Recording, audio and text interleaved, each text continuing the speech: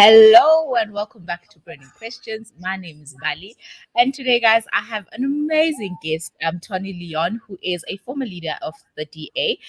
Tony, hi, and welcome to Burning Questions. Thanks very much, Mbali. Nice to be with you.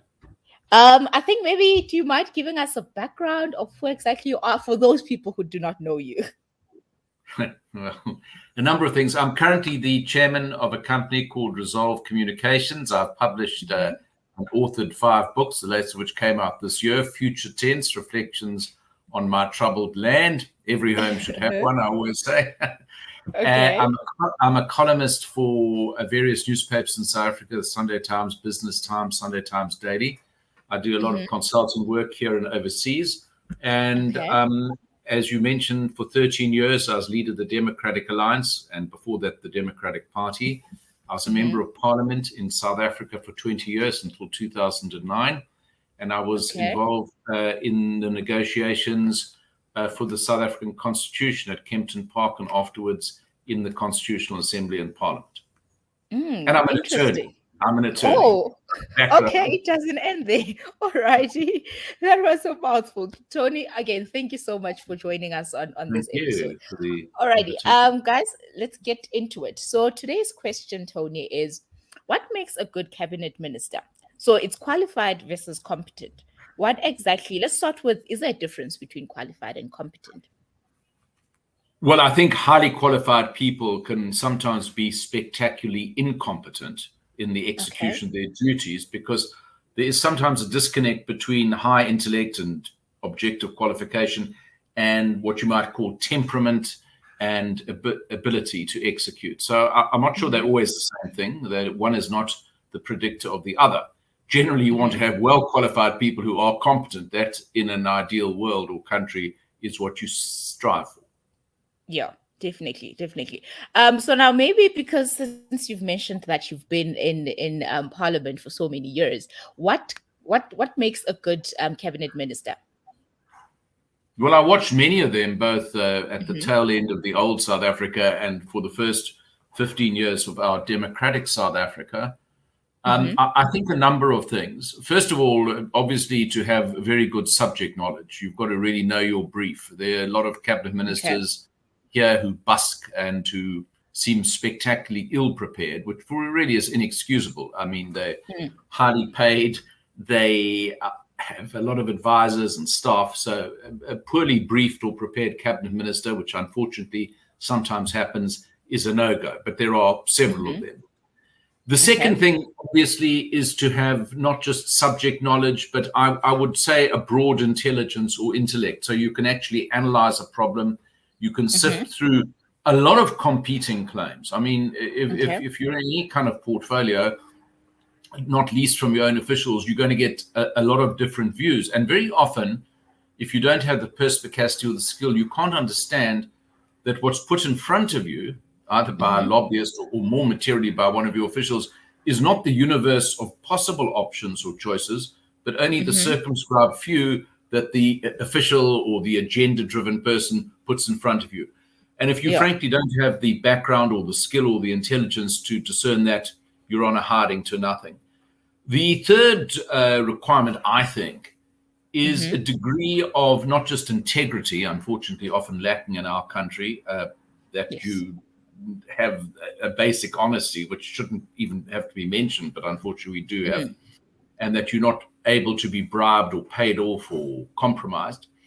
But fundamentally, that you are able to look at a problem and analyze what the outcome is going to be. In other words, it's no good just adopting some flash in the pan, modish kind of thing that looks quite attractive or bling, as we say.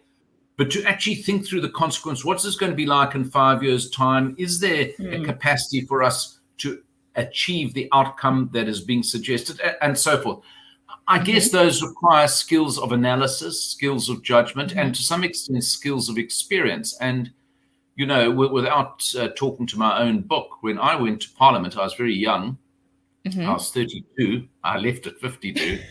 And I'm 65, just about. But Whoa, I'd okay. done some things. I'd done some things before that. I'd worked as an attorney, so I had some analytic and legal background. I'd lectured in law at Wits University, and so I had a multiplicity, not a multiplicity. Let's say I'd done two things even at that stage before I got to Parliament. I think part of the problem today, it's not just in South Africa, but we see it a lot here, is what Paul Johnson described as a scourge of the 20th century, which is the rise of the professional politician. So that if you look at the cursory view of the resumes of our current members of the cabinet, very, very few of them, if any of them, have had any job outside of either politics or the party, in this case, the ANC, or the trade union movement. So there's no what Dennis Healy and Britain called all politicians should have a hinterland. The sort of attributes of a good or even competent cabinet minister, analytical ability, judgment, skill, problem-solving ability, doesn't come from a lifetime in politics. It comes from a background beyond just the party political framework. And unfortunately, very few of our cabinet ministers have that background or framework. One of them who did more recently was Tito Mbali. So he'd been out in the world. He had a background in economics. He went into Parliament. He spent a long time in government.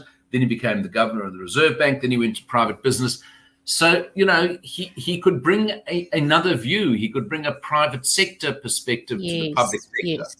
And there are very few who can do that or have the background to do that. Yeah, definitely.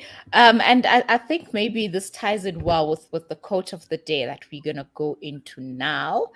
It's just that my technology is failing me a bit, but we should have it up just now. Cool.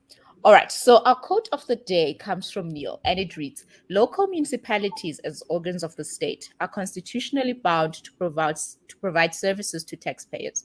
You have 98% of municipalities that are dysfunctional. Only 20% in the country have achieved a clean audit." Tony, I think this quote ties in very well with what we're talking about, and looking at the fact that we're going to be voting on the 1st of November, and people actually need to find out if their local municipalities, if whatever candidate they choose, are actually competent and qualified to run that municipalities. What do you think about this quote?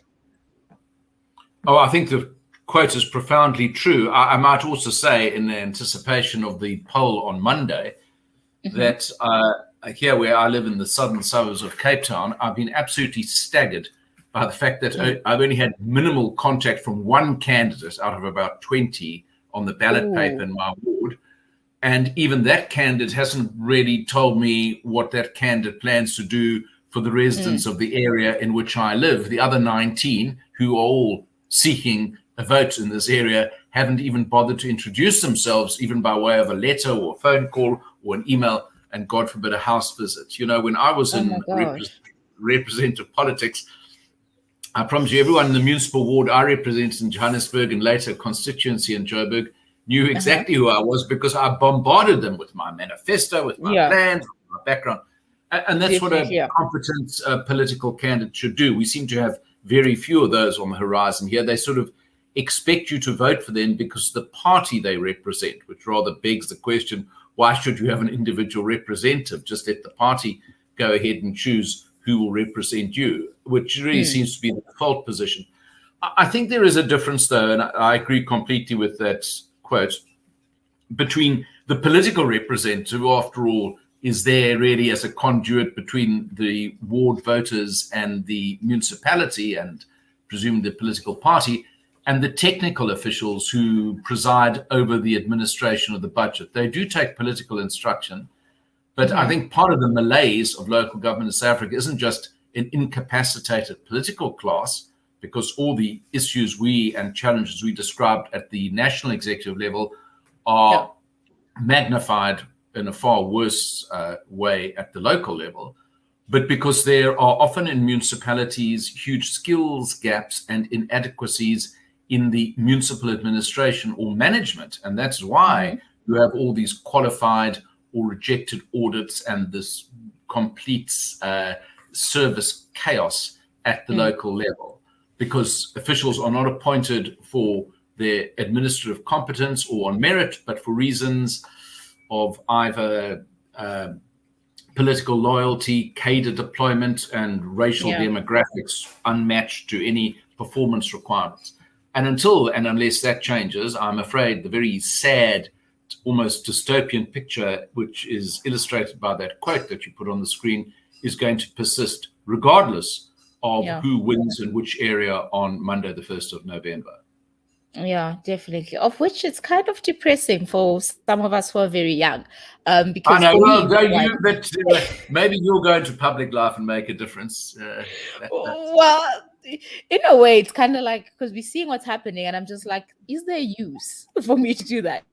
Because I think this was my first time voting, actually, and not even one person in the area that I live in, as you're saying, has actually said, hi, guys. Vote for me. This is what I will do. This is how I will do it. This is what I plan to do. You have absolutely no incentive to go and vote on the 1st of November, absent of a contact or a communication or an incentive from the people who are asking you to vote for them, other than some very notional idea that the party that person stands for might be one that appeals to you most or repels you least, probably is.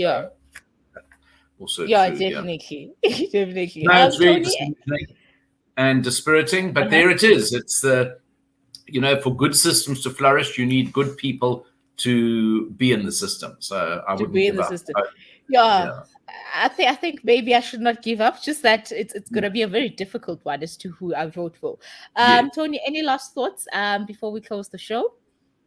Well, I think on the overall question, Mbali, we do need good people to go into public life because in their absence, we will continue with the same level of mediocritization and dysfunctionality that South Africans experience, unfortunately, as part of their daily lived reality. So, I would appeal through your platform to people to involve themselves. I mean, I spent, although I come from a private sector background and I have gone back into the private sector, I spent 27 years of my life in politics and in the public sector. And it was more rewarding than it was frustrating. So not that my example necessarily means anything beyond my own experience, but I would commend a career for people to actually involve themselves in a country and a community that they want changing. Yeah, definitely. So guys, this is the end of the show. And as Tony said, go get involved and change your communities. Tony, thank you so much for joining us. We really appreciate it.